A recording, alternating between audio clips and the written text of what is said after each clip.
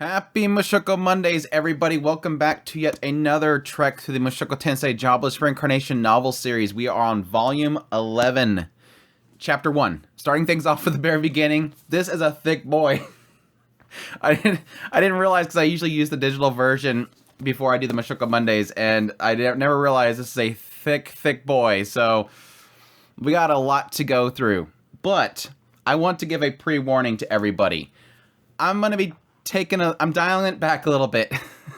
This last week with the last Mushoku Mondays, I think I was tired, I was stressed out with a lot of other things, and so I didn't really have a lot of fun with the last Mushoku Mondays. The later part of Mushoku Mondays this week was really fantastic, but the other segments, it gave me a feeling like I don't want to continue doing it, and I never want to get that place. And so I think I just need to dial it back. I need to relax, chill out. Doing 3 Mushoku Mondays for 1 volume. Granted, it wasn't a in-depth analysis because there wasn't really too much to really dig into, especially the earlier part, but still, my whole point is I want to chill out a little bit. That said, greatly appreciate everybody for their continued feedback. There's a lot of people that came out and said, look, just relax, dude. We appreciate what you're doing. A lot of really great, fantastic words from people. I don't normally get stressed out, so I don't know how to handle it whenever I do finally get that moment of really kind of pushing myself. So it's good to have people there, support. That feedback means so much to me. I really appreciate you guys, every single one of you, even the ones that say things that they disagree with what I say. I appreciate every single one of you guys for continuing to come back here, having fun together, and enjoying this experience together. Me going through Mushoku Tensei, making stupid comments about certain things, and people going, what the hell are you talking about? It's fun. It's a lot of fun, and I really do enjoy doing it, and I want to continue doing it, so I think a part of that is me just not going for, shoot, last week was 2 hours and 3 minutes. I can't do that anymore. I need to dial it back. Unless things change in the future and I can start going up again, for now, I'm going to dial it back a little bit. So, with all that said, because I'm going to learn how much I'm doing, I need to shut up and move on. So, as per usual, thanks to everybody for their support, everybody that dropped by for the premieres, everybody in the chat, everybody in the comments, if the comments are up, and yes, especially everybody that supports monetarily. Members, I appreciate you guys so much. It's your guys' support that keeps the lights on and keeps me able to do this rather than, shoot, going back to get a regular job. And yes, everybody that supports through the Patreon, tips link, super chats, all that stuff is greatly appreciated. It means a lot to me that you guys give up your hard-earned money so that I could do this stuff to give you guys entertainment. With all of that said, let's jump into Volume 11, Chapter 1, Coping with the Grey Rat Sisters. Rias was at home alone with Aisha and Norn at his manor. Sylphie had unfortunately had to leave because she had to tend to Ariel. After a meal that he had cooked, which she said, I'm not the greatest, I'm not as good as Sylphie, but I put something together. They all sat down together for him to finally state that he is happy that they made it there safely. Well, Aisha, of course, was happy to be there, and she was looking about the manor in extreme interest, her little ponytail bopping back and forth, seemingly in the same maid outfit that she was in before, but now she's technically been able to grow into it. He knows that there was like a lot of patches on it that kind of gave a sign that this is the same outfit. Norn, on the other hand, was just staring at the floor, in a manner of a much younger child, wearing a cute blue dress with frilly touches. At this point, Rudius praised Aisha for doing all that she could to help them get there faster. But as she was replying to him, he noted that her mannerisms were a little bit too formal, and he realized they were making him uncomfortable. I got a huge kick out of this aspect because, yes, we all know Rudius keeps being told by so many people that you're keeping people at an arm's length with the way that you talk. And at this point, he's realizing that Aisha's doing the same thing to him, and it's bugging him. Get what you deserve. The pot calling the kettle black. What other reference you want to give it? Which, yes, he finally kind of noted that, yeah, he was speaking to her formally and politely, and she sort of followed suit. She's sort of mimicking the same mannerisms. But even if he protested, she wanted to keep doing that, because he was the head of the household. She wanted to keep speaking to him, at least politely. Though he did note that, yeah, this is sort of a good thing that she is good at speaking formally. This is a very valuable social skill. I would think, especially for somebody that is, technically, she's putting herself in the position, due to her mother, as a servant. And yes, technically, according to what we got kind of find out about the whole situation way back at home, in Millis anyways, she was sort of seen as this illegitimate child. Still, he couldn't help but feel that she thought his politeness to mean he wanted to keep her at arm's length, just like everybody else. Rudius, just like everybody else. And yes, he finally realized, I wondered if everyone else felt that same way. Like I mentioned earlier, yes, he's finally getting dished to him what everybody else feels whenever he talks to them. So with this in mind, he thought maybe he could try some casual banter next time he ran into an old acquaintance. After thinking on it, he felt it was only natural to speak politely. And the thought of casual banter with Rajerd or Roxy made him want to punch himself. I don't know, I think they would both wouldn't mind. I know that Rajerd wouldn't care, but I think Roxy might not mind it. I don't think she'd be offended at all, but she might be weirded out by it. Especially Rudius's casual banter, because it always ends up being a bunch of dumb stuff that's references that nobody knows in this world, despite having lived here as long as he has. While Aisha was sitting there eager to accept anything with energy, which reminded Rudius of Persina looking at meat, which was a bad thing, Norn was still sitting there with a gloomy face. Suddenly, Aisha brought up Sylphie and his marriage to her. It made sense that Norn didn't remember Sylphie because technically only Aisha was learning etiquette with Sylphie. Aisha wanted to know what the details were about Eris. Just like with Rajerd, he was reluctant to say anything, but yes, he decided to fill them in. Them returning to a region, splitting up with Eris. Yes, we're skipping a step there. Becoming an adventurer. Yes, we're skipping a step there. Contracting a disease. Yes, we're not being specific there. Going to the University of Magic in order to cure it. Yes, not stating why. Meeting Sylphie, and yes, her managing to cure his illness. Again, not getting into specifics of how. That whole conversation to a couple of 10-year-olds just didn't seem like it was right. But still, he sort of wanted to give the basic idea of what all happened and Sylphie's identity and everything to them so that they didn't think that they were hiding anything and thus be suspicious about them later. Which is like the only case of not wanting misunderstandings that Rudius understands in this world, as everything else seems to be misunderstandings. After assuring Aisha that he was fully cured, even though he said that he has to go to rehab sessions every few days, again, not getting into specifics, Aisha then remembered she had something for Rudius, and she rushed up to get a box and brought it back down. It was from Paul. It had 3 locks on it that Rudius quickly used magic to snap them open, while Aisha was holding the keys in her hand. He just took the keys. Oh, okay. It's all good. She had a shocked look on her face the whole time. Inside was a significant amount of money.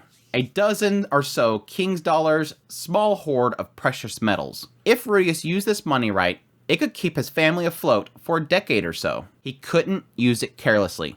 I really do consider at this point, this is probably like all of Paul's savings. Or he might have been able to procure something from, I don't know, Zenith's family or something like that, but still, this is probably something that's like everything he had. He sent it so they could all be taken care of. Again, Paul, as much as he's a dirtbag, this guy takes care of his family. He's not selfish. He's like, here, take this, keep it safe. This is everything. There was also 2 letters inside of it. One was a letter from Paul that reached them a few days prior. The second was a letter from Lilia that noted Norn and Aisha's education, and what she's seen as their flaws. Now this is where everything starts to make sense. Everything's starting to get spilled out, but it gets even deeper later. For Aisha, talented and rarely failed at anything she tried, mastering everything Lilia could teach her, had a good grasp on reading, writing, math, history, and geography, skilled in cleaning, laundry, general housework, and cooking. She was also beginner tier in water god style and all 6 basic elements of magic too. There's another water god style person.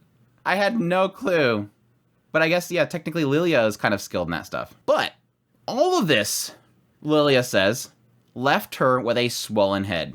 She advised Rudius to be strict with her. Yeah, I can see Lilia wanting her to be... I can see Lilia saying that about Aisha. Be very strict with my daughter. Norn, on the other hand, Lilia lists as an ordinary child, but constantly being compared to her sister at school. That's the stinger right there. Leaving her sullen and withdrawn, putting up a tough front for all to see. She advised Rudius to treat her gently and with kindness. And how did that work out for you, Lilia? I like this list for Lilia, but yet none of this worked for them. She was trying. She just started trying, I guess. I think if given some time, I think Lilia could possibly have chiseled away, but I don't know. Definitely not with what all we find out with Zenith's family and schooling and stuff. With this read, Rudius felt Lilia was being a bit harsh on Aisha, figuring it may be due to the fact that she viewed herself, and this is kind of what I was saying earlier, so I was kind of in agreement when I read this. Rudius figured it may be due to her viewing herself as Paul's mistress or lover, rather than a second wife. Still, his gut instinct was to treat them equally. And I'm getting ahead of myself, I know.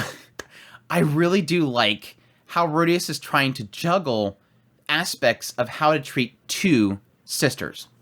It would be one thing if he was just taking care of Aisha, but having to take care of Norn as well is a massive juggling match. And it just keeps compounding. I think it's sort of clever the way that Refugian sort of, kind of positioned this whole situation, because it really makes it extremely complicated to deal with somebody's emotions when you're dealing with two emotions that are in extreme conflict. It really made these early chapters really interesting. Even if, in most cases, Rudius just doesn't know what to do. Like, the whole time, it's literally just him saying, I don't know what to do, which is fine to admit. While Aisha was achieving a lot, Rudius did realize that it would cause Norn to have an inferiority complex. Bingo. Norn had no notable strengths or weaknesses academically, which put her technically ahead of somebody like Edis. Poor Edis. Just a random jab at Edis. Moving on.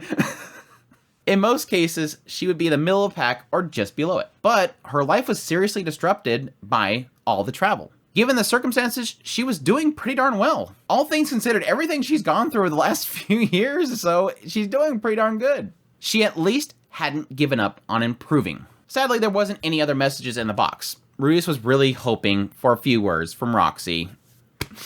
I would have too. She probably refrained out of politeness, as all the other letters being put into it were intimate family letters. After putting the letters down, he addressed Aisha and Lauren about going to school. But oddly enough, Aisha was the one to protest. No, that's not. Rudius is like, what? Aisha's protesting? Yeah? She just wants to be your maid. Why would she go to school? Yeah, I could see you believing that Norn would protest, but I would think she'd want to get away from him, so she'd be fine with the schooling. Now, I don't think she'd want to school with Aisha, of course. Yes, Aisha had learned everything she wanted, and wanted to focus on being his maid. It was what they promised.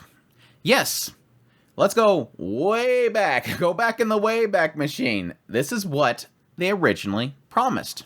She even undid her ponytail to reveal that she kept the forehead protector that he gave her. Admittedly, this made him really happy that she kept that. Now, yes, he was technically fine with her not attending school if she didn't want to. The desire to learn new things was more important than sitting in a classroom. If you lack desire, it's a waste of time. And he didn't get anything out of his time in junior high. But Paul instructed him to enroll them into school. While yes, school wasn't mandatory in this world, he was told to do it. Okay, well, I want you to take the entrance exam for the University of Magic at least. I'll make up my mind based on the results. Huh? Oh, I get it. Okay, no problem. She seemed confident that she'd ace whatever he threw at her. But if she aced it, he'd be fine with her not attending. He'd just have to justify it to father. Now, this was a very odd thing right here. And again, this is probably just translation here. He says specifically, okay, well, I want you to take the entrance exam for the University of Magic at least. I'll make up my mind based on the results. It doesn't insinuate specifically one way or the other. It's just saying, I want you to do this, and then I'll make up my mind. And what ends up happening is that she aces it, spoiler by the way, she aces it, and she immediately goes, okay, I'm gonna be your maid now. I did it. I did my part of the bargain. And it's like, okay, I guess that's the assumption, is that if she aces it, she gets to be a maid. I don't know, it's just weird. But I guess the idea here is that if she doesn't ace it, then she has more to learn, and she shouldn't be a maid. It was just kind of shocking later on when she just immediately goes, okay, I'm your maid. It's like, okay, I didn't know that was part of it. Asking Norn to do it as well, all he got was slight glances from her. I think I might fail it, though. It was a relief to him that she at least answered him, and wasn't giving him a full silent treatment. One step at a time, right? After she says this, though, he makes a really dumb comment. He cracks a comment about how anybody can get into the school as long as they had money, which is turned into an argument between Aisha claiming that she's being rude and Norn claiming that he's bribing the school. The words turn into grabbing, hair pulling, and scratching. Rudius was just actually relieved that the two of them were just fighting normally. Like, rather than straddling and pummeling somebody brutally, like a certain redheaded girl. Being sort of his fault, he had to intervene. He told them to stop, which turned out to be a bit sharper than he had expected. They stopped, and Norn looked to the ground, tears welling up in her eyes. Clearly, Norn was more sensitive about this topic. He had to clarify, the school lets anybody attend, regardless of race, status, talents, pointing out that even Roxy attended the school. It was a good school, a place that she might be able to find something that she's interested in. It's just that the school, yes, just requires money. Not that it was a bribe. Finally, with a sniffle, she agreed to take the dumb test. Then proceeded to stomp out of the room and slam the door to her bedroom. He realized this was going to be very tricky. She was at a tough age with a prickly attitude. He wasn't sure that he was well equipped to deal with her. At this point, Aisha starts to mock Norn's sulky nature. She's always like this, which made Rudius realize he really needed to address her attitude as well. Aisha, yes, I don't want you insulting Norn like that, especially not about her performance in school. What? But she's barely even trying, Rudius. It might look that way to you, sure, but I think she's doing her best. In her own way. Well, if you say so, I'll try to keep my opinions to myself. Rudius knew that he didn't know them too well, and didn't have the faintest clue how to deal with 10-year-old girls. It was going to be a very rocky road. My favorite ice cream, by the way. The more you know. Andrew's favorite ice cream, Rocky Road. Early that afternoon, Rudius left his sisters to go to Genius to inquire about them attending. They set a date before Genius expressed his excitement of meeting them, assuming they were just as skilled as Rudius. But Rudius clarified only one of them was a prodigy. The other one was just a normal girl. But Genius felt he was being modest, as always, which ends up backfiring later. Before leaving, though, Rudius inquired if Bodigatti was on the campus, but alas, he was not. Rudius really wanted to clear things up with him about Rejered as soon as he could, which is really bugging me now because as I'm reading, it keeps mentioning the fact that Bodigatti's not at, lunch and stuff. I'm like, oh my gosh, is Bodigatti just gone? Like, what happened? Did Rejered, oh man, I'm wondering, did Bodigatti tell Rejered, I'll be waiting to the east? And so Rejered's like, I heard there's a devil to the east. Bodigatti and Rejered's going to fight it out to the east. Maybe my theory about Edis is not true. Next up, Rudius dropped by Nanahoshi's to find her suffering from a hangover. It made sense because of how much partying she did the night before. After casting detoxification and healing, she thanked him before putting on her mask. It seemed that he was going to be talking to Silent 7-Star now. She asked why he was there and mentioned that the reward that she was going to give him for helping her out wasn't ready yet. But no, he was just in the area and he wanted to let her know that his sisters would be staying with him. Your sisters? Wait, are these your sisters from the other world? Were they brought here as well? Nah, they're my sisters from this world. They were born and raised here. I see. Well, if they're your sisters in this world, I imagine they're quite adorable. Wait, are you complimenting my looks or something? By the standards of our world, you're an objectively handsome man. I don't know what you look like on the other side, but right now you could pass as a European model. Wouldn't you agree? He had to watch himself around her. In his previous life, he'd assumed that she was hitting on him or something, but he wasn't his old virgin self anymore. Not even single. He wasn't going to be messed with that easy. I like this because I sort of started noticing, I think this was late in the last volume, but definitely in this volume, it really seems to start to kind of hint on this idea that Rudius is, either he's got some magical power that's coming off him that's making people act weird around him. It's obviously starting to indicate that people are finding him more attractive. And it's probably his age. He's getting to the point where he's becoming essentially a gray rat. A very handsome and very appealing gray rat. And I think it's starting to affect people around him, that they're starting to get doki dokis and feelings for this, yeah, he looks good. And I think where they're going with this is that he doesn't know how to handle it. He's not used to being attractive. And it's sort of finally starting to hit him, and he doesn't know what to do with it. He's used to being the tubby, ugly guy, which I think is kind of one of those elements that's sort of more difficult to really kind of comprehend. I mean, I get the idea of PTSD really being affecting you, but visuals, he constantly acknowledges the fact that he's not visually his old self. Mentally, he's still got that in him. But that's probably the whole aspect of what he sees when he's with the man god. This vision of himself that he honestly doesn't want to have. So rather than him be used to his old self, he really wants to discard it instead. So it's is sort of opposite to that mindset, if any of that makes sense. Nanahoshi began to talk about the brother that she had from the other world. Once 10, probably older than her now, assuming time passes at the same rate back at home. I like it. They finally addressed it. I was wondering when this was finally going to be addressed. I've mentioned this a few times, and I've kind of had to sort of refute people that were disagreeing with some of my comments I've made before about time differences. You can never really technically assume how much time has passed. There's a good chance, because of parallel worlds and time stuff, there's a lot of theories on the idea that time doesn't necessarily progress the same of multiple worlds.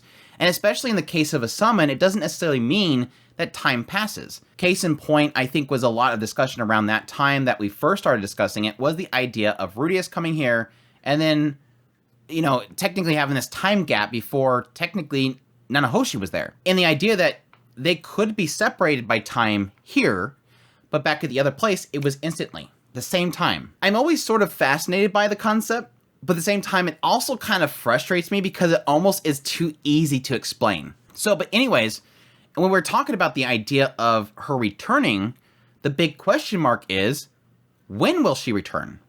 Is she going to return the moment that truck was coming at them, and then she just continues life, the same age, and is able to live on a normal life? Or will all of this time have passed? And when she returns, more than 10 years, we don't even know how, at this point, I don't know when it's going to happen. We don't know how long it's going to take before she finally makes this summon to go back, or teleportation, whatever she's going to do. It's technically a reverse summon and whatever she's planning on doing. He hasn't really kind of gotten to that yet. How much time is going to be back? Is she going to go back to the old world and, 30 years passed and she's still the same age? And everybody's like, what the heck happened to you? Where have you been? And why do you look like this? You're not our daughter. That kind of thing. Through what sounded like her being hit with nostalgia, she suddenly craved pudding. Remembering her brother stealing her pudding from the fridge. Probably not the sweetest memories, but it made her homesick. Looking up the ceiling, she was probably holding back tears. I think that's a kind of a special thing. It's not necessarily that it's a good memory. Stupid brat took my pudding and it made me so mad. But for a lot of cases, I would go back to it. If I could be there, steal the damn pudding you want. It doesn't matter that it was a bad memory then. It's still a good memory now. Rudeus, seeing this, decided to leave to spare her the embarrassment. Well, anyways, I'll stop by again soon, okay? All right. Sorry for the trouble earlier, by the way. You've improved my opinion of you quite a bit. Just don't try to fall in love with me, kid. You'll get burned. Excuse me? Are you even hearing yourself right now? Come on, that was supposed to be a laugh line. She chuckled, even though it sounded like it was forced. Kids these days have no appreciation for the classics. I couldn't figure it out. I heard this line and I'm like, I know what this is. I've heard it. Where is it from? I can't remember. It drove me nuts. But no, very cute, but it's obviously implying that Nanahoshi has feelings for Rudeus, and I'm sorry, Nanahoshi, like what he said as a joke. You're guys gonna get burned, girl. Once school was over, Rudeus met up with Sylphie and headed home together. He wanted to get her advice on Norn and Aisha. Here it is. I need to change it to what does Sylphie think? But whatever, it's Master Fitz. It's always gonna be Master Fitz. What does Master Fitz think? He even thinks that sometimes.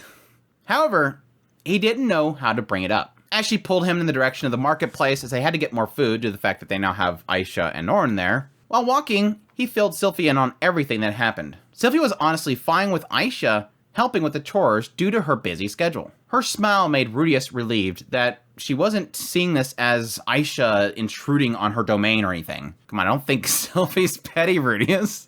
I mean, I have known some people that are like that, where they do the cleaning and they don't like you stepping in on that. It makes that, I never figured it out at the time. I was staying with somebody and I was trying to be nice by helping cleaning around, making less work for them because they were letting me stay there. And it actually, at some point, I found out that it was making them angry and I couldn't figure it out. Like, my mindset is if somebody's staying at my place and they want to help clean around, they're not messing things up. Like, I didn't move things around or anything, just like vacuuming and stuff. I wouldn't care. I'd be happy. Shoot, I don't have to vacuum. I don't know. It's almost like some people view it as you looking down upon them or that you think they're messy. Like I said, I never figured it out, but it's a thing. I never figured it out. Rudeus was considering that Aisha may find something interesting to study if she attended the school, which Sylphie agreed before pondering. At this point, Rudeus is thinking, man, I just put her in a tight spot. Now she's kind of stuck in the mindset that I have between two things. Should we have her cleaning at home, be a maid like she wants, or should we send her to school? But then Rudius realized that she was just looking at the sale of the meat in front of her. She was pondering which one to buy. Come on, Sylphie, I'm being seriously conflicted about this. At least think it through with me. I'm thinking, but you know, Rudius, I'm pretty sure you're underestimating Aisha a bit. She's a very clever girl. I know.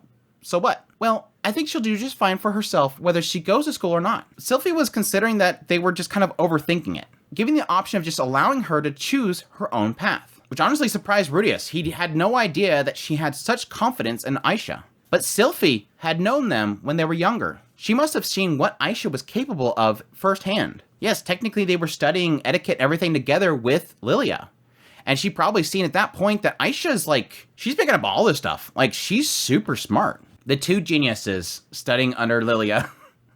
I bet Lilia was like so overwhelmed with that. But yes, obviously Rudius's biggest concern right now was Norn. He wanted to make sure that he and Sylphie took good care of Norn, especially with her anxiety and missing Paul and Rajerd. Yeah, you're right about that. Sylphie's voice was calm, her words reasonable and measured. It made him realize how flustered he was in contrast. Sylphie was a reliable woman. It made him feel like he was getting advice from his old friend, Master Fitz, which he sort of was. So, see, like I said, it was purposeful to do what was Master Fitz thing, because it's technically the same situation. In the end, he was basically giving Aisha freedom while putting Norn on a path to follow, which Sylphie agreed with him. But in his mind, he still wasn't sure about it. Really the aspect of treating them differently. But treating them the same didn't make sense either, as they were so far apart at the moment. Recognizing their differences wasn't the same as playing favoritism. This section right here is ultimately the biggest moment. Like, this sucks. This always sucks. When I was younger, I used to babysit a lot of people. Specifically, we had this one family that we babysitted their children a lot because one father was construction work or something, and the other one was a radio broadcaster. And so we were babysitting their children all the time. And they were so different, obviously. One was, obviously, gender-wise, one was a boy and one was a girl. But they liked different things. They had quite a bit of a gap in their age. And so you couldn't necessarily treat them equal for everything. And that situation really does compound here because Norn and Aisha are so different. Class, position, history, parents, knowledge, skills, ability to adapt. Everything is so different. And you can't treat them equal. Otherwise, one of them will fail harder and one will progress less. While at the same time, if you treat them differently, they feel like you're playing favoritism in every single situation. And we find that out later on when he allows Norn the option that she wants. Suddenly Aisha gets jealous. It's a never-ending fight, and it sucks. But I like how he puts it. Recognizing differences between them isn't necessarily the same as playing favoritism, if you play your cards properly. And unfortunately, later on, he almost doesn't play his cards. He technically doesn't play his cards properly because he does it in the presence of both of them. But at the same time, he plays them correctly in the idea that he figures out a way of being able to explain it in a way that they both understand, even though one might not fully accept it because he doesn't know the full story. Sylvia apologized for sounding bossy. She knew in the end, ultimately, it was his decision. But he's like, no, you're great help. He knew how he wanted to approach it now. Sometimes that's all he really necessarily needs, is somebody to sort of confirm or deny stuff, and then he kind of figures it out himself in the end anyways. She acknowledges that.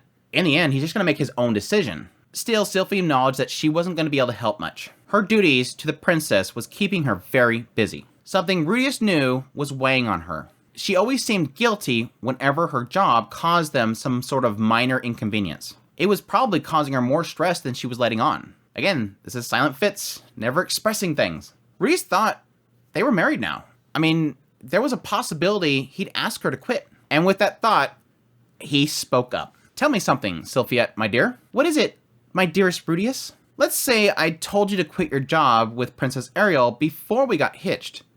What would you have done? I might have turned you down, I guess. That sort of stung Rudius a little bit. Oof. Maybe he should have built up to the question a little bit. He figured that meant she'd pick Ariel over him. Oh, but don't get the wrong idea, Rudy.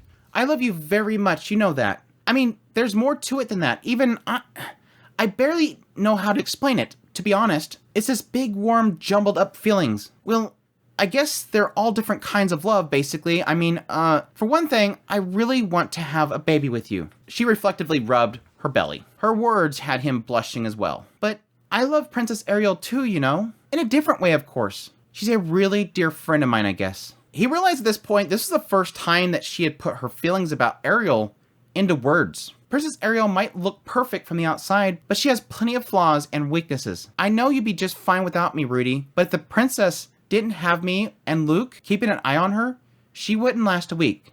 I couldn't bear to just abandon her. She continued awkwardly. But you know, being married to you is, well, it's kind of a dream come true for me. I don't want to give up on that either, as long as you'll have me. She seemed to be under the impression that it was unfair for her to even ask this much. Rather than choosing between the two of them, she felt like she was taking advantage of his kindness. Perhaps that was why she was so accommodating to him when they were together. Rather than replying, he kissed her on the cheek. Cheers rose up from the attention that they were apparently gathering. I guess it's a good stopping point for here. I think it is sort of interesting for them to, at least seemingly, Rudius is gathering this, so it's seemingly true here. This idea that he's acknowledging that Sylphie is sort of, in her own mind, realizing that she's being extremely selfish here. Not extremely, I think that's an extreme word there, but she's being selfish.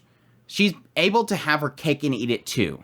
The idea that, yes, she wants to be able to be there to protect Ariel because Ariel means so much to her.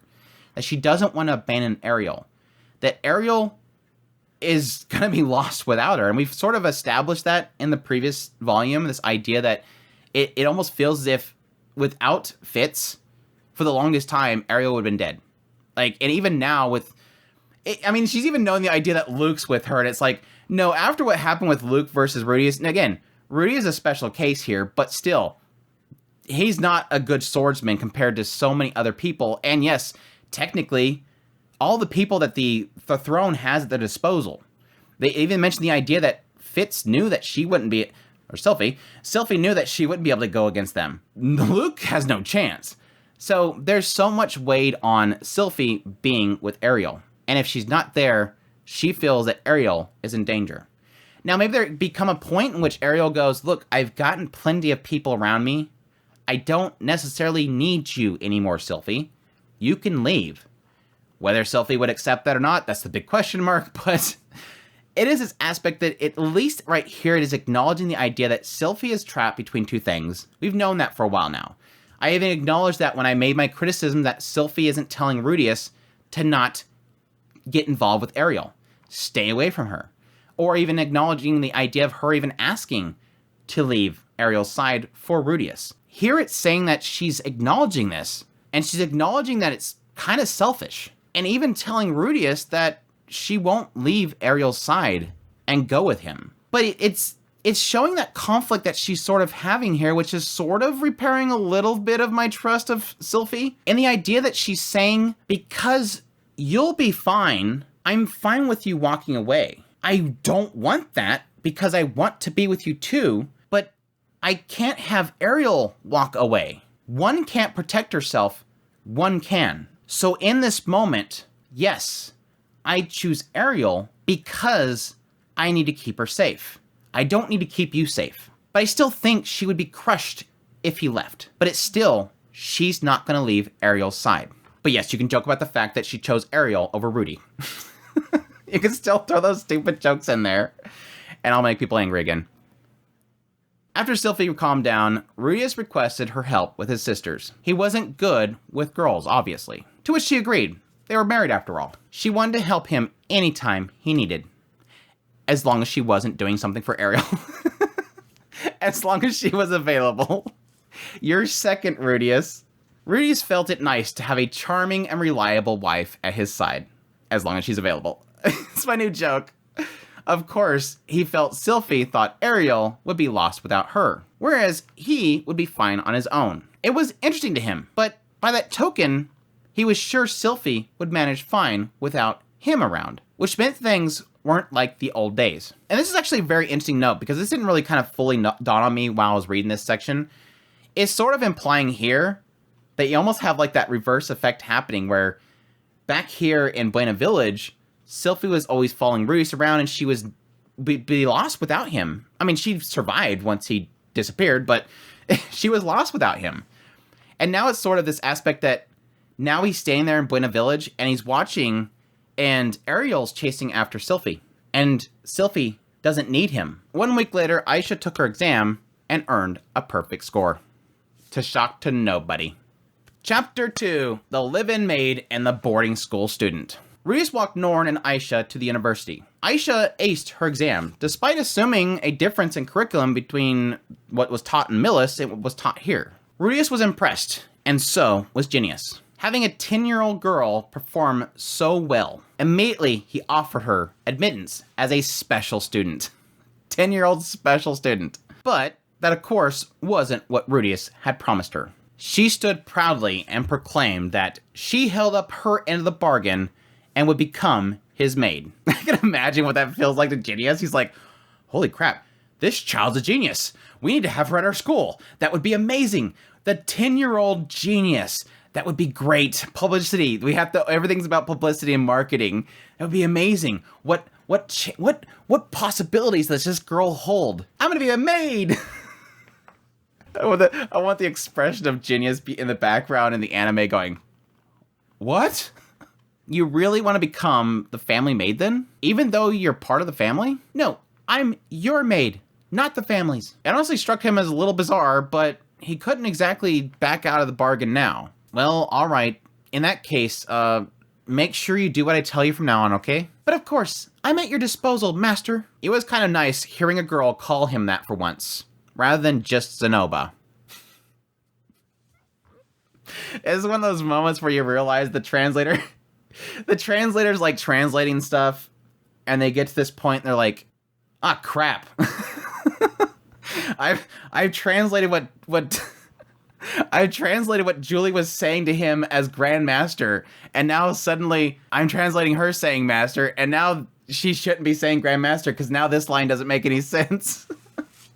It's the whole Shisho and Master and all that kind of stuff. It just all gets jumbled up. Gojushi-sama, Shisho. I'm not sure exactly what Julie, the specific term that she's using, but yeah, it's at some point when you change a lot of these titles around to kind of fit something, at some point in the story, it suddenly doesn't make sense. And this is where it finally bit the translator. Take that, translator. If it weren't for her being his sister, he probably would have gotten excited. I do like the fact they've kept this kind of concept. I mean, this is something they sort of presented way back when he first met Aisha. And the fact that here's an opportunity here that's really in my dreams that I've always had, this perversion, and suddenly, oh, nothing's happening. It's weird. That said, keep an open mind about your future. If you end up wanting to study something, just let me know. Well, I'm sure there's a few things I still need to learn. Perhaps you'd be so kind to teach me personally, young master. Lilia.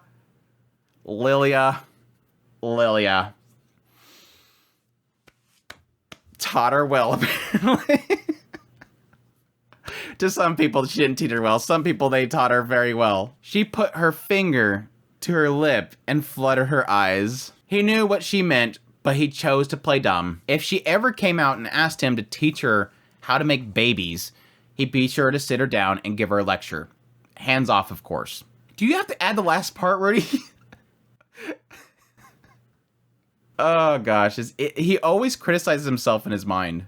He then realized at this point that she was speaking formally again, calling him master. But she felt it important to keep a semblance of professionalism. With that, he now had a little sister maid, which he admits those words had some powerful ring to them. Norn, on the other hand, her test results were completely ordinary, slightly below average for her age. She probably would have done better if he gave her more time following her travels to study. Still, she performed fine, except in comparison to Aisha, something he didn't need to read into too much. They would just have to help her improve bit by bit. Even if she wasn't the top of her class, as long as she learned the basics that she needed to function in society, that's all that mattered. This is one of those kind of problems that come with comparisons to family members and other people that perform better than you, is this aspect that it's hard to say just be ordinary when constantly you're seeing extraordinary. it's something you have to be very careful not to point out. And even if you don't point out, they are not blind. He didn't feel that she needed to just stand out from the crowd to live a happy, fulfilling life. He spoke to her. Do you have thoughts on what you'd like to study, Norn? She didn't respond, hanging her head, pouting slightly. He went on to explain how starting with the 2 or 3 years of general classes is fine before picking a department. The university had lots of interesting introductory courses, giving her the option to see if there's something that she liked. She could even become a healer like her mom, which that was my thought process. Still, Norn didn't respond, but then he noticed her looking as if she wanted to talk. I think I want to try living in the dorms here. The dorms? Huh? It would be easy to just flatly refuse her, but he resisted the impulse. It took courage to raise the subject. She, of course, was too young, but it's not as if she was living on her own. She would have a roommate. It could lead to her finding friends, and the university was open to all ages. The university was a safe environment. It had clear rules that people had to follow. Personally, he wanted to get to know her by having her live with him, but forcing her to stick around may make her resent him more. He spent many years as a shut-in, refusing to engage with the world, locking himself up instead. For a while, his family used so many schemes to get through to him, tempting with expensive gifts, foods, talking about his future in bright tones. Every time, he withdrew further. He felt they seen him as an animal in need of training rather than a human being. He didn't want Norn to feel like that. I had to keep her in this house so that I can train her to like me. She's gonna see it that way, or possibly see it that way, because that's his experience in the whole thing. She would possibly feel trapped there. He didn't want the both of them to feel on edge every day trying to read each other. It may be best to keep an eye on her from a distance. Maybe from a more comfortable place, they could see each other more clearly. Then there's Aisha, who didn't seem to be aware of it half the time, but she kept doing what he told her not to do. Having them in the same home meant that Norn would constantly be exposed to that. Then there was the fact that Aisha and Rudy was seen with unusual talents. It's tough to grow up normal in a household with exceptionals. Rudius had gone through that before. I think he sort of indicated a while back that, yeah, his brother was something great, and he was seen as less. And yes, as he became more and more of a shut-in, that difference of respect, or at least level of greatness, grew, because he was just seen as a waste of space. Rather than her possibly running away at some point and getting harmed, the university was safer. Plus, Sylphie would be nearby working with Ariel. Norn seemed to like her. I mean, they opened up to each other apparently over the bath. Okay, Norn, if that's what you want, I think I can arrange it. I'll submit an application for you. Aisha barked out. Wait, what? Why are you letting her get what she wants? She didn't even get a good score. So much for professionalism. I like those snarky inner thoughts. So much for professionalism. Aisha, I work really hard for this, Rudius. It isn't fair. He could see, honestly, from her perspective. He was playing favoritism. She had earned something with her high score, probably doing a lot of studying over the last week, while Norn did nothing and was given what she wanted. This was so interesting because right here I'm going, wow. So Aisha, you're being like Norn, whining because something's going the way that you don't want it. It's been a lot. I don't think I've seen an outburst like this, and I mean, she sort of had an outburst when she was gonna leave, when Rudius was gonna leave her behind way back there, or at least Candlemaster was. But I've never seen this side of Aisha. She's absolutely losing it and just having a temper tantrum, and it's so great that as I read on, I'm like, oof, okay, makes sense. I can see this now. I understand now. Ouch. He wondered what his parents would have said in his past life when he kicked up a storm. Not that it mattered, because none of it ever satisfied him. He settled on explaining rather than being stern. Aisha, I'm not rewarding Norn for anything. I just gave it some thought, and I came up with the conclusion that living in the dorms might be best for her. But Norn doesn't know anyone in the city, and I don't think she wants to be around me, unfortunately. I don't want to keep her trapped up in the house if she's going to be miserable here. But, Dad said we're supposed to live together. I'm still going to take care of her, of course. You're both my family, and I'm here for you no matter what. But it seems like Norn isn't happy here, and I think living in the dorms might help her find her footing. Now, Aisha was hanging her head with tears in her eyes. You just never can win. Like I said, you're just going to keep bouncing back and forth. One's happy, one's mad. One's happy, one's mad. Are you being nice to her because my mom is just a mistress? Ugh. Ouch. Ouch. This came out of nowhere. For Rudius and me, is like, whoa. Whoa. What happened in Milshin? What happened while Rudius was away? This caught him by surprise. The moment he heard mistress, he knew he was in dangerous territory. This is like literally that little, like, there's like a window right here for Aisha, and it's glass, and it's really thin. And you have to be very careful. Anything's around it, because you break that, it's done. That's the mistress title. Lilia isn't a mistress, Aisha. Who told you she was? Was it Dad? I hope it wasn't Norn. Mom said it herself, and Norn's grandma said it too. There was tears rolling down her face. The Latria family needs to get punched. Paul needs to go punch the Latria family. It was one thing for Lilia to put herself down. He knew she felt guilty about everything. That's why she continued as a maid rather than acting like an equal to Zenith. So it was only natural for her to have Aisha behave in a similar fashion to Norn. But Rudius figured Paul would have treated them equal. So yes, Lilia's seeing herself as lower. She's guilty. She feels herself guilty. So she's never going to want to act as if she's higher than Zenith. Always below. And yes, we've seen that fact that, or at least with the final chapters of the last volume, Lilia was trying to instill upon Aisha to treat Norn as a higher, not as a sister, which is only compounding that fact. But she doesn't realize that, and she doesn't want her to believe that she's higher than Norn because she feels guilty.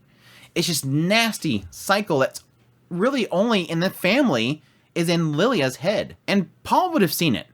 Zenith would have seen it. I think probably Zenith would have tried to stop her, but I think once the displacement happened and they were on Paul kind of allowed it and didn't do anything about it, I don't think. It's an interesting idea. I kind of wonder, from Paul's perspective, what he really thinks about that whole situation. Or I think at some point they mentioned that Paul told her to let Aisha go out and have fun and stuff, and Lilia literally told him, I will raise this child how I want. Like, she literally basically told him, back off. This is how it's going to be for Aisha. And he backed off. I don't remember the exact wording, so I might be wrong. But it's the general sense. Paul allowed her, through her pretty much telling him to back off, that she was going to do what she wanted to do.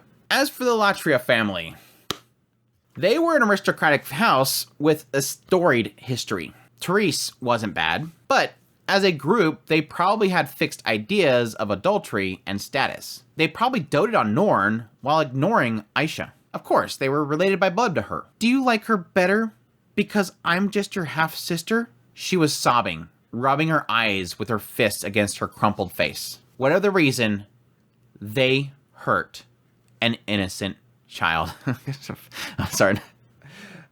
Reading it again, I'm starting to get emotional. And now, we know where Rajerd went. The moment he was traveling, so we basically had Paul, he basically agreed with Rajerd, thank you, take care of my children. Off goes Rajerd with Aisha and Norn, and as they're traveling, they basically filled everything in. Like, they talked a lot about what was going on. I mean, Rajerd mentioned it as he was parting. He talked to Norn, and they came to an agreement that it was technically Paul and Rudius got in a fight, and they figured they were wrong and stuff. They talked. And I wonder if Aisha told Rajerd what the Latria family did to her. They hurt an innocent child. And so now we know where Rajerd went. He went down to kill the Latria family. so I'm gonna get a letter later on. The Latria family has been murdered. They don't know who did it. But no, this hurt. I can just envision Aisha just rubbing them away, and just that she's seen as less. Like everybody else, she's literally lived this whole time down there while they were in that town, with her being seen not as a child of Paul, not as a child of Lilia, not as a child of this family, but seen as this thing that shouldn't exist. This stain on the family itself. The thing that Paul brought in, this rat that shouldn't be here. So heartbreaking. And she's been dealing with that the whole time down there. And Norn's been pampered. Now, granted, she still was seen as less than Aisha in studies and stuff, but Norn was pampered in that family. Aisha was seen as toxic. And now as they get up here, we're almost going to see this flip. At this point, Rudius realized he made an assumption. Neither of them was going to be easy to take care of. He was always thinking that Norm was going to be the problem child. Aisha's going to be easy. This girl's smart. This girl's got it handled. She's got everything together. Nope. Aisha, I have never thought of Lilia as my dad's mistress. And as far as I'm concerned, you and Norn are both my sisters. Plain and simple. But I studied so hard for that test. I tried so hard. And Norn just gets to... She pushed hard and crammed a week to prepare. It must have been stressful. That was kind of that whole hesitation that she gave. She was like, oh, okay. Like she's thinking herself right there. Okay, well, I'll just study every single day. I'll get this done. I got it. That's why she looked confident. She's like, I'm just going to study every night. I'll get it. It might be hard for me to explain this, but I do understand. I know you worked really hard, and I'm proud of you. That's why I agreed to let you do what you wanted. But you said Norn can go live in the dorms, and that's different. Aisha, I'm taking this on a case-by-case basis, okay? If you told me you want to go live in the dorms right now, you'd have my permission to do so. But if Norn said she wanted to go stay and do housework instead of going to school, I wouldn't allow it. You earned the right to do what you wanted with a score on your test. She finally gave an okay, but she was obviously not satisfied. Norn looked on quietly, not particularly happy herself. I almost wanted Norn to have this look of like, oh, now you're crying. But I think she's kind of just sitting there going, all right, get it over with, whatever. As long as I get to stay here, you guys fight it out. If nothing else, he got a sense of what the true problem was here. Aisha being treated as an illegitimate daughter, in turn trying to be better than Norn. A wedge grew between them. A twisted relationship long before they even reached him. With Latria family so far away, there was no one to sneer at Aisha. As long as he played his part carefully, it would fade away. And that was the cool thing, because what I was really kind of predicting in the last volume is that it was going to be simply Norn hates Rudius. Aisha loves Rudius. And they have just been beating heads the entire time they've been away, all the way up until them arriving there. But no, it wasn't that simple. Refugin, as usual, says, hey, Andrew, I don't write simple characters like that. It's not simply one hates him, one doesn't. There's... Oh yeah, by the way, Andrew, there's a whole world here, and they're all influencing these characters. They're not all just obsessed with Rudius, and they eat, breathe, and make decisions and anger at each other over one character. Norn has feelings. Norn was pampered. Norn feels less adequate. Aisha was treated terribly, never accepted, wanted to be with her brother, finally is able to be with her brother, and now her brother is playing favoritism just like the Latria family did to Norn.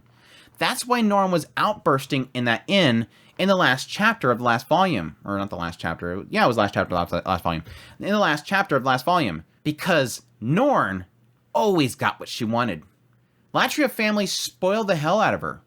Everybody allows her to do whatever she wants. All she got to do is cry. Because she is a legitimate daughter. She gets everything. Lilia tells me to not speak unfavorably to her because she is the better daughter, not me. I'm the illegitimate one. That's why Lilia yells at me. That's why I'm not given anything. That's why the Latria family sneers at me. I'm a stain. That's why they don't like each other. It's nothing to do with Rudius. None of it has anything to do with Rudius. Thank you, Refugin. Thank you for taking my dumb expectations that are super simple and throwing them out the window and saying, welcome to Mushoku Tensei. Welcome to Mushoku Tensei. Anyways, it's enough gushing about Refugin. By the way, Norn, there's one condition on that offer. I want you to come visit us once every 10 days, at minimum. Why 10 days? Why not weekly? What is 10? Maybe 10 days is a week in Mushoku Tensei world? Why? Because I'm worried about you. Okay then. He set up a place for her in the university and enrolled her. Sylphie was critical of his plan at first, asking if he was really going to push her away like that. Her impulse was to keep her at the house and shower her with affection, until she trusted them a bit more. But after how uncomfortable Norn had been this whole week, he couldn't convince himself that it would be best to keep her there. I think Aisha and Norn might be better off living separately for a while. It seems like my mom's family gave Aisha a hard time about being a daughter of a mistress, you know? I don't want to push Norn away, but I think they both need some space right now. Well, I didn't know any of that. All right then. I guess I'll have to keep an eye on Norn whenever I can. Aisha quickly settled into her new role taking care of the housework. She was really good. Even if he couldn't rub his face in Sylphie's dirty underwear anymore. He still does that. That's still a thing for Rudius. Sylphie was still in charge of the groceries and the cookings, as that's the role that she wanted to hold on to. But Aisha helped her out. Aisha even did roles that Rudius wasn't even aware of. Greeting the neighbors, arranging a chimney sweep. She was sharp and a hard worker. It seems that she was really serious about taking on this job, dropping the clingy sister act and turning into almost a robotic professional. Lilia's training was very, very thorough. She even attended Sylphie when she was there, brushing her hair, putting clothes out when she was taking a bath, giving her a bow as she left for her night shift. Sylphie wasn't used to it and acted awkwardly to Aisha's attention. It was always fun to watch them interact. Aisha would also attend the guests and keep them entertained, though the only person that really has dropped by is Nanahoshi in order to formally thank him. She had ordered his reward, which was a magical circle for a specific summoning spell that he might find useful. What? What? Has he ever asked for a summoning spell? And why are they ordering it? Like it's a permanent, I'm guessing a permanent magical circle for maybe a magical implement, but it says specifically a summoning spell. So maybe maybe she's like permanently ensnaring the summoning circle they made before so that he can always summon plastic bottles. I know how much everybody loved crumpling that plastic bottle, so I permanently made that one. And by the way, that one's specifically just for plastic bottles.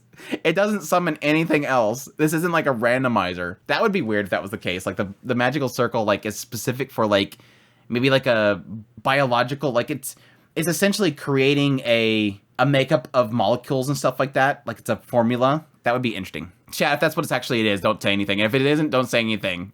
I love speculating. She promised to explain how it worked before moving on to stage 2. In the end, after Aisha drew a bath for her and washed her and prepared her clothes, Nanahoshi left grumbling about the fact that he was a monster for working his sister to death. She's literally going in there and Aisha's just kind of doing all this stuff around her and she's like, okay, that's kind of nice. But then like she goes out the door and she's like, you're a terrible brother. You're making your sister do all this stuff for. After this, Rudius remembered the theory that mana capacity was partially determined by how much mana you used as a child. He figured it'd be best to give Aisha some training in magic, despite her not attending school. While she was 10 and her mana capacity might not change much, it wasn't set in stone. She'd be better off knowing at least some intermediate offensive magic. Beginner was fine, but intermediate was a lot more useful for defending yourself. Aisha, come over here. Let's practice magic for a while. Oh, you're gonna teach me, Rudius? Really? She trotted over with a big smile. Despite her discipline, she had ways to go before she could match Lilia. She immediately breaks the facade. You gonna teach me? Great! Yeah, I think it'd be a good idea for you to learn a little more. I know you might not be interested, but I am, though, of course I am. She hopped onto his lap. Please, go right ahead. She was awfully cute when she wanted to be. During their first session, it seemed that she had a grasp of the fundamentals. She hadn't taken the time to learn intermediate spells, but she could have if she had the right textbooks. Unfortunately, though, she wasn't capable of silent casting, though. Probably too late to learn that. He ran her through some things and gave her homework, to spend her mana every day until it ran dry. That night, Aisha clambered onto his bed and asked if she could sleep with him. Honestly, after seeing her break in tears the other day, he couldn't bring himself to say no. Sure thing, come on. She was smaller than Sylphie, but warmer also. During this cold weather, it never hurt to have another heated pillow in your bed. Of course, it was purely innocent. She was his sister, and also just a kid. If she did seem to develop some sort of crush on him, he'd have to convince her to give it up. He didn't know if sister kissing was immoral in this world, but he liked his family the way it was. I do like the aspect that it's sort of pointing out. I mean, it's obviously has to say something, otherwise everybody reading it goes, yeah, Rudius, whatever. But I still kind of find it interesting to sort of think about, what does Aisha really think of Rudius? Obviously, she's sort of had it pounded in her head about how amazing Rudius was, and then she was finally able to see how amazing Rudius was, and it sort of gave her this crush, but obviously it's a very young and innocent crush. She's not fully developed. Though you can say based on her genius and based on what she's kind of gone through, it's sort of implying at this point that Aisha, despite her age, has matured a lot. It's sort of that whole aspect of some people mature quicker than others. Like, some people can be fully matured at the age of 16, while some 18.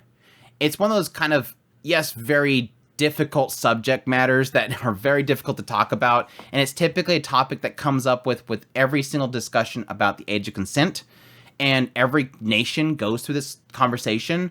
Every nation has its own laws based on its own understandings of that age of when is a child fully developed, because you never really technically know. You can go based on their mannerisms or whatever, but trying to create a general rule around it's difficult. That aside, Aisha, seemingly, it seems like she's much older than she really should be. Now, I will say that whole breakdown that happened sort of gave me the indication that she does still have a side of her that's still very, very immature. Still very childlike. That was an eye-opener moment to kind of see, oh, no, she's still technically very young. But still, she is much more mature emotionally than what you would typically get. But she still seemingly doesn't really seem to understand a lot of things that Lilia has taught her. Even though, and I think that's partly why she's matured as fast as she is, because Lilia has pounded so much very inappropriate stuff into her head. Essentially has perverted the mind of her child. But it's still an interesting kind of concept. And I don't think she fully understands what she's sort of jumping into. But at the same time, I kind of think she does. She's a mystery box. But yeah, that was how the nights were whenever Sylphie was away. When Sylphie was at home, he kept his nightly activities on hold for now. Still, he would have to blow off some steam here and there, which was very difficult, because Aisha was always kind of following him around. Plus, the idea of blowing off steam at school, in the bathroom or something like that seemed very depressing as he was married. Finally, though, he couldn't hold back anymore. Sylphie was staying the night there. He locked the door, put up earth magic as like a sound barrier to muffle the sound, and just went at it. Jumping forward, for a few days, Norn was very quiet in preparation for her move. But she didn't seem hostile. Sadly, however, it didn't seem like they were getting any closer. Despite his hopes to improve their relationship, he even tried to invite her into the bath, thinking that they could break the ice. She just grimaced and said no, while Aisha popped her head up and volunteered to go in instead. She's very good at washing him down, though. At some point, Norn's roommate was decided. A fourth year, like Nanahoshi. He was hoping for a fifth or sixth year, somebody that he actually knew. The girl was Marisa, a parrot-human hybrid with a big, colorful crest on her forehead that twitched whenever she was excited or upset. He hadn't heard anything about her, and he did try to introduce himself to her, however she ran away in fear of her life. Given the reaction, it reminded him that Norn should probably keep the fact that they're related a secret. On the opposite end, Sylphie, Luke, and Ariel were popular and drew crowds, so he could probably ask them to spend some time with her to improve her social skills. While they could get jealous of her being around them, it may be adversity that she could learn something from. But no, he really shouldn't get involved unless it was necessary. This is all complicated and making him nervous as hell. As she got ready to leave, there was a ton of things he wanted to warn her about. He told her to seek out Sylphie or him if she needed help, to take baths, do her homework, oh yeah, try not to catch a cold. This left her glaring at him, which that was something at least. And that is chapter 2. I kind of smirked at the later, most of this chapter, and technically in the next chapter, and on the next chapter, there is so much, I'm going to be perfectly honest. I have a confession to make. And this is specifically a lot to do with harem shows mostly, but I have grown to hate the My First Baby arc, as I call them. What a My First Baby arc is to Andrew is whenever you have a harem show and there's a protagonist and he's a ditherer and there's all these girls around him, and obviously because you don't want to dirty any of the waifus, the male protagonist can never touch them. He just has to stand by and go, whoa, whoa, whoa, whoa, and then they sell figures to the other. And if he ever touches any of the girls, they don't sell figures anymore, which is a weird thing in Japan, and it sucks. And it's why you never get any relationships in animes. But the way that harem writers got around the idea of them dirtying one of the waifus is they just have a random girl that suddenly pops up out of nowhere that is the My First Baby. Suddenly, they're bestowed an infant or a child, a very young child, and everybody dotes on the baby, and it's their first child. And so they get to experience all the things about having a child without actually birthing a child. And I joked about it with some people that this is technically Rudeus's my first baby arc. He is, after all the criticism I gave of him in Volume 10, what did I say? He was talking to Sylphie, and Sylphie's like, but I thought you really want a child. And he's like, no, I don't really want a child. I just want a physical representation of our love. And I criticized him. I'm like, no, that's not why you have a baby.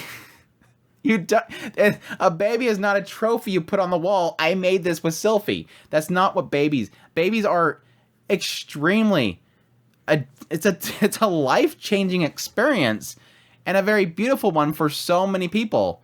I have yet to do it myself, but it's something that but again, like I said before, I've taken care of other people's children for a long time. They're very difficult. They need a lot of attention, and they change your life completely. You literally mold your life around your child.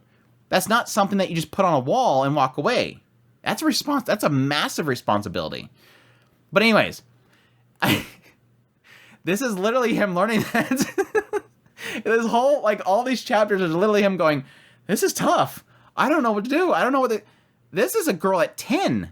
They're at the age that it starts to get easier. They're at the age that it starts to get easier. Try an infant. At least Norn is quiet and you can't understand because she won't say anything. But at least every now and then she says something. Now try to take care of a kid that literally says things all the time and you don't know what they're saying. That's a baby. So if you can handle this, that's way more difficult. But yeah, I think this is all like a big rude wake-up call for him. Like, I'm really curious.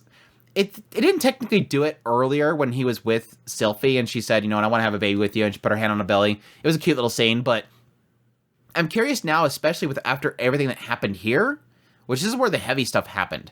The whole thing with Aisha was huge for me. But can you imagine them having that conversation again now? It's literally going to be like, I don't know if I want it now, so I think we just stop. But no, he's still going to do it. Can I do Interlude?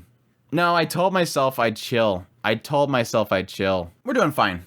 We're doing good on time. Interlude, master-servant relations. This is one of those moments where I'm like, I know it's a kind of spoiler, I'm jumping ahead here, but this is kind of one of those moments where it's like, oh, this is kind of sweet. And then just like, what the hell is Zenoba? This got super dark suddenly.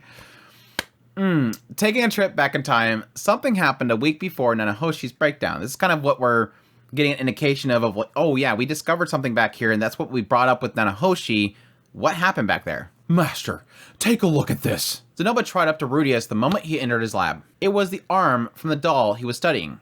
He had sliced it up like a carrot. When I looked at these closely, at the places where the paint had chipped off, I noticed it looked like a seam on its surface. I tried cutting along them, just to see what might happen, and this is what I found. From the cross-section, he could see what reminded Rudeus of a QR code. It had to be magic circles of some kind, unlike anything he had seen from Nanahoshi. It wasn't just there either. Similar patterns were present in every single section of the arm, each slightly different from each other. Looking at it made Rudeus queasy. It was like he was looking at the nervous system of a dissected human, which sort of makes sense if you think about it. The idea that I'm kind of getting from this whole section is that there's like these magic circles all throughout the body of this doll, and it's sort of creating like a communication system that tells it everything. It's kind of like our nervous system and how we tell our body to move and function and wave my hands around as I'm talking in one of these Mushoku Mondays or one of my videos. Zenoba even noticed that there was paint covering where the seams were. He was really jazzed about his first breakthrough. Rudeus assumed with its smooth and coordinated movements, it needed a lot of magic circles. But it seemed excessive, unless they all served a totally different function. Considering its function of cleaning and attacking, it was smarter than your average vacuum robot. But Rudeus wasn't after a robot vacuum. He wanted a doll that could move. Some for himself, and some to sell for profit. Not that he wanted to be a millionaire, but rather financially secured. Too much, and he would just squander it. Rudeus assumed the head and the torso may contain circles responsible for all of its movements. He's kind of assuming at this point, like, they'll have like a central point where all the data is sort of coming from, and that communicates to everything else. Sort of kind of implying that maybe whoever created this created kind of like a human, again, with a nervous system that controls all these different points, and this central point that communicates to all of it. That is a lot of work.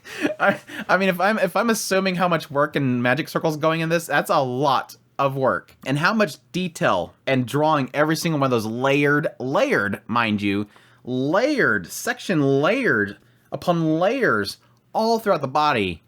It's a lot of work, which makes you kind of sad that it got destroyed, pretty much. Assuming this, he told Zenoba to kind of, let's not cut up those parts yet. Let's just focus on the arms. Jumping to later, which is to be the point that Ginger arrived and everybody else, Rudius had a pep in his step at the thought of having his own made robot. As he entered Zenoba's lab, he encountered a kind face.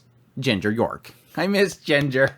She was guarding at the entrance. It seemed that she wanted to just drop by to say hi to Rudius, but things were really hectic there. While she didn't charge for escorting Aisha and Norn, she was grateful for Aisha's help in getting them there so fast. Zenoba was busy sketching diagrams of the magic circle from inside the doll, while Julie was close to completing her Zenoba figure. How's it coming along, Julie? I think it should be done soon, Grandmaster.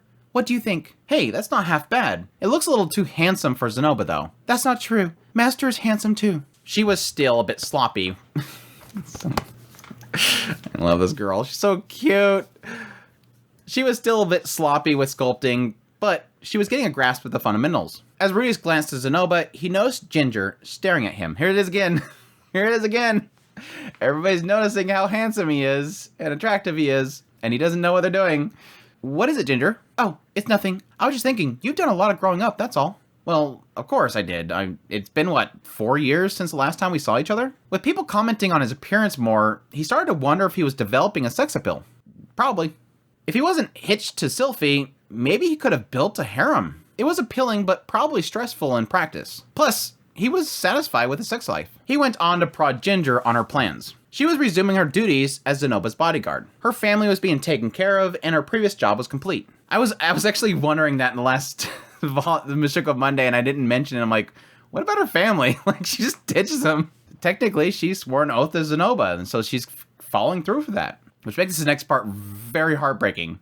She was dedicated, having protected Aisha and Lilia at her master's command. Hey Zenoba, why don't you give Ginger a reward for all of her hard work? Sir Rudius, I wouldn't presume to ask. I suppose you're right. Is there anything that you desire, Ginger? Speak freely. She was shocked for a moment, then dropped to one knee. Well, then, my lord, would you allow me to see to Julie's education? I understand that she is Sir Rudius's pupil, but her manners ill befit the servant of a prince. Very well, I shall allow it. Thank you, Prince Zenoba. This really wasn't what Rudius had in mind. Educating Julie would only go to benefit Zenoba. Maybe there was some sort of unspoken rule that slaves weren't supposed to receive too much education. Humanity was driven out of the Garden of Eden because they ate of the fruit of knowledge. Stay ignorant, and you might be perfectly happy spending the rest of your life. Dancing around with a fig leaf over your crotch, singing yatta all day long. I can't believe he made that reference. And I hate that I know that reference. Yatta, yatta. That's in my head now. Earworm is now in my head. I wonder if I need to look up, see if I can play that without it hitting like some sort of copyright. I really do wonder how much the chat understands that reference. Oh, it's like the most... That's Japan. It is so Japan. Kings typically wanted subjects clueless so that they were less likely to rise up. But in effect, sabotages you as they don't learn skills that could be useful to you. This is sort of a trade-off that rulers take. Rather than be overthrown, they'd rather just not have the niceties that could come from them being more skilled. Though, given Ginger's current position, getting land or treasure wouldn't work. Maybe she kept her request modest out of loyalty. As Rudius and Zenoba were discussing their plans for the doll, opting to stick with the arms and leaving the legs uncut for now, Ginger spoke up about Rudius's less than respectful way of speaking to Zenoba. Here it comes. Yes, he realized that after his old discussion with Aisha, he's been less formal with Zenoba. He understood that it would be annoying to hear someone's master being addressed that way. He would have to be more careful when Ginger was around. I suppose you're right. Sorry about that. Prince Zenoba's been a good friend to me, so I guess Before Rudius can finish his sentence, Zenoba jumped to his feet with fury in his eyes. Ginger! Bringing towards his bodyguard, he grabbed her by the neck and slammed her up against the wall. Julie flinched at the sound and dropped her chisel. How dare you? Master Rudius was finally opening up to me, and now you've ruined everything. How could you? Take that back. Apologize to him immediately. Ginger was in pain. Was he squeezing her neck? Zenoba, Rudius shouted. Stop it. Let her go. He immediately dropped her, marks on her neck from his fingers. She tried to reach up to grab her neck, but she grimaced in pain from broken bones. Rudius rushed to heal her before she knelt before him. She apologized. After Zenoba nearly killed her, she apologized to Rudius. Rudius was speechless with guilt. Rudius then glared at Zenoba. What is the matter with you? But master, she thoughtlessly interjected, knowing nothing of our friendship. Okay, maybe so. Why didn't you just say that to her then? Ginger served Zenoba faithfully for so many years, protected Rudius' family, took a long, dangerous journey through unfamiliar territory. On top of that, she came all the way here out of nothing but loyalty for an exiled master. Yet a single mistake, he threw her to the wall and choked her. It was awful. Their friendship was obviously really important to Zenoba. Nice to know, but he didn't want him mistreating his loyal guard over it. Sir Rudius, it's all right. I'm proud to see Zenoba stand up for a friend. He's clearly grown as a person since I last saw him. Ginger, stop. I love you, Ginger. Rudius was puzzled, wondering why he was the weird one in the room. Zenoba. Yes, master. I consider you a good friend. Zenoba's face shone with happiness. But I owe Ginger a lot for protecting my family too. She stuck with them for what, 4 years? I'm really grateful to her for that. And I appreciate if you treated her with more kindness. Of course, master. He shifted his face to a serious one. I apologize for my actions, Ginger. There's no need to apologize, Prince Zenoba. I swore an oath to absolute loyalty to you, and I would willingly die at your command. My remark was thoughtless. I sincerely regret what I said. That was her final words, and Rudius didn't want to drag it on. This was just how it seemed to be between masters and servants. Rudius wondered if Ginger would even correct Zenoba if he was making a serious mistake. Probably not. Probably not. Anyways, back to the doll.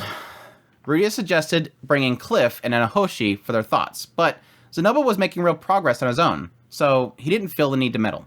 I think you can leave the rest to me, master. It seems I have a talent for this sort of work. Yeah? No kidding? No. I was surprised myself, but I find the work quite engaging. I'm enjoying myself quite a lot these days. Rudius wondered what Zenoba would do once he graduated. Like, currently researching something that appealed to him, and while at the same time he had a dedicated figurine maker at his side, this is probably as good as it's ever going to get for him. In parting, Rudius asked Zenoba to be nicer to Ginger, which he agreed. And that's that chapter. Very quick chapter, but woof.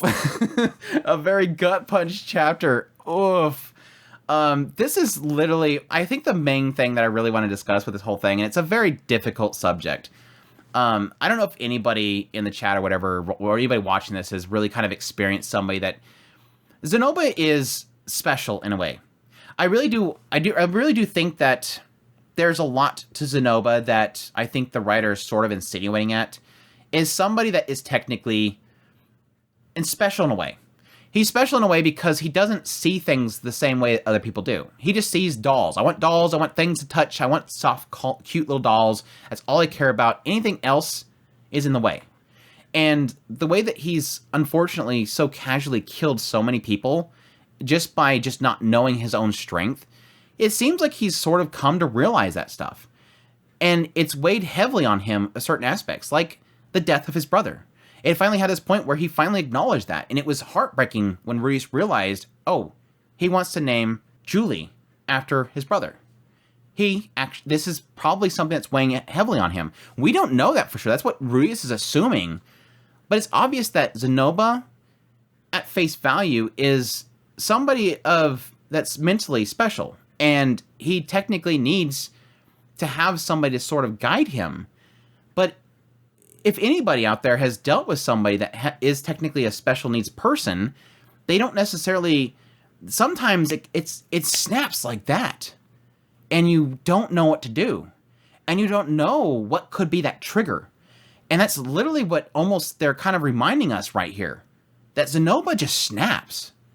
He doesn't have those barriers. And the moment that somebody right here, Ginger literally just broke this thing that he was super excited about. Like, he's leaning over this thing, and Rudius is, like, talking to him casually finally, and he's going, "Oh, Rudius, Master's talking to me like he's my friend." And then Ginger goes, "Rudius, you gotta stop that." No, I wanted this. And it infuriates him. And that limiter that most people have is not there. Most people, when that happens, she just did this, I'm kind of mad right now. I might yell, but his limiter's not there. It goes to full fury, and he literally was going to kill her. Not that he wasn't going to kill her. I think it's more of an aspect he was extremely angry because he's yelling at her. He's telling her to apologize to Rudius. He's slamming her up against the wall. She can't talk because he doesn't know his limiter's gone, and he's acting in pure fury. Again, this is kind of one of those moments where it reminded me, oh, that's right, that's Zenoba. He's calmed down. He's found purpose. He's learning a lot. He's even acknowledging his own faults, which I don't think we necessarily had him really talk about before, which we didn't really have a chance to. He's acknowledging his faults. He told Ariel, "I'm not that smart. I have mostly strength." He told that to Rudius. "I am not really reliable, but I have an abundance of strength, so I'll give that to you, the thing that I have." He acknowledges his faults, his weakness, his lack thereof of certain things, and at the same time, he still is sort of special in a way, and is sadly dangerous because of that. And it's a sad thing to understand, is this idea that because he doesn't have these limiters, and he can snap on a fly, and he doesn't have those barriers to tell him you're going to kill somebody and that's not right, it's compounded by the fact that he has that strength, and it makes him sort of dangerous. And that's literally why he got exiled. They couldn't control him, and they didn't know what to do with him. And so they got rid of him because they were afraid of him. And Rudius has been at his side and realized the special things about him. Despite the fact that there's those aspects of things that he can't control, Rudius can't control of him, he does acknowledge the fact that despite his flaws, because he's sort of special in a way, that deep down, you're a good friend to me. You've been at my side. You've helped me through so many things. That underneath all that fear that most people have of him because they don't understand how to control him and how to make him not be dangerous, underneath all that is a good friend, a very dependable friend. And it's often what you'll find with people like that, is if you can get past that stuff, and if you can understand that there are triggers and that you have to avoid those triggers, there's people that appreciate your willingness to get past that even more so. And they become some of your best partners and friends. And it's hard. It is really hard. But if you can get past it, that's there. And I think that's what Refugin is doing with Zenoba. A topic that honestly is shied away from most mediums in Japan. They don't really like to get into mental health. And Zenoba, I think, is, yes, fantasy element of it, but a perspective of that. Somebody that is special and needs special attention, and you have to be careful about what you do around them. But it's rewarding because they're the most loyal in the end, because nobody else will get around that. His family couldn't. Rudius did. Ginger's trying, but she has that master-servant mentality, and it's hard for that to work with those in mind. But this kind of extends the idea of what Ginger's seeing that Zenoba has grown, and he now has a friend, and that's special to her because, as I've been kind of mentioning this whole segment here, is it's acknowledging the idea that everybody else has pushed him away. Finally, he has somebody to open up to. She couldn't do that in her position. Rudius was able to do that. Rudius was able to break that barrier of royalty and commoners and nobles and all that other stuff and just become equal with him. Still waiting for that story of Ginger, though. Like didn't he say a long time ago, that's a story for another time? I need that story. I need that story between Ginger and Zenoba. I guess they've technically been telling it over time in little snippets, but still. I guess that's the aspect here. I mean, what that was sort of indicating when they said that's a story for another time was this idea of why was Ginger bawling her eyes out at the sight of this? There's something between Zenoba and Ginger. It's a story for another time. I think that's sort of indicating it right here. Acknowledging the idea that she's happy. He finally has friends. She's so dedicated to him, and yet he's so dangerous to most people. They shy away from him, or they exile him. Rudius is that friend. Anyways, that's all we're going to cover for today. Going a little bit longer than I did, but I'm not pushing too far, so we're not going to be having Andrew hurting himself this week. I'm chilling out. But yeah, great first chapters. I didn't actually think I would talk this much about the first 2 chapters, but dang, is it good stuff. Getting back into some good Mushoku Tensei stuff that Andrew absolutely loves. So cannot wait to get further into this one. But I hope you guys enjoyed this Mushoku Mondays as usual, as per usual. Thank you everybody in the chat that dropped by for the premiere. Everybody that's just hitting the like button. Hit the like button if you haven't already. Subscribe to the channel if you have not already. I do coverage of all of the novel. I'm currently at this point, but I have past videos you can go and check out so you can get all my crazy theories and see where I was completely wrong in most cases. Like with Norn and Aisha, I assumed it was just going to be about Rudius, but no, it's not. I love when he exceeds my expectations. But additionally, I appreciate everybody that supports the channel, that helps us out monetarily through Super Chats, through Patreon, our tips links down below in the description. Becoming a member of the channel itself, I greatly appreciate you guys' support. You guys' monetary support is what keeps this going, and I greatly appreciate people's willingness to separate from their hard-earned money in order to keep this stuff going and keep the lights on. Additionally, you get some really cute Mushoku Tensei emotes, which we're trying to get like 2 more members as of the recording of this in order to get more. So if you want Norn and stuff like that, you gotta become a member of the channel.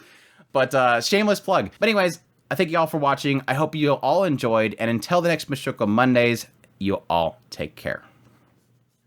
Oh, by the way, finally got my last volumes of Roxy Get Serious, so I'm finally done collecting Roxy Get Serious. I'm so happy. I now have all of the was once out of print, so I'm all up to date on Mushoku Tensei, and now I'm fully up to date currently on Roxy Get Serious. Thanks 7Cs for finally reprinting this stuff, but yes, I'm so happy. This is really creepy, Andrew, but I'm happy, so I'm doing it anyways.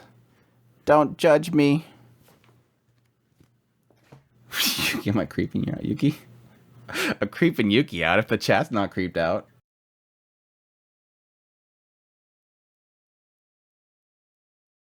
I don't want you to insult. I don't want you to. I don't want you to. I don't want you to. Through what sounded like her being.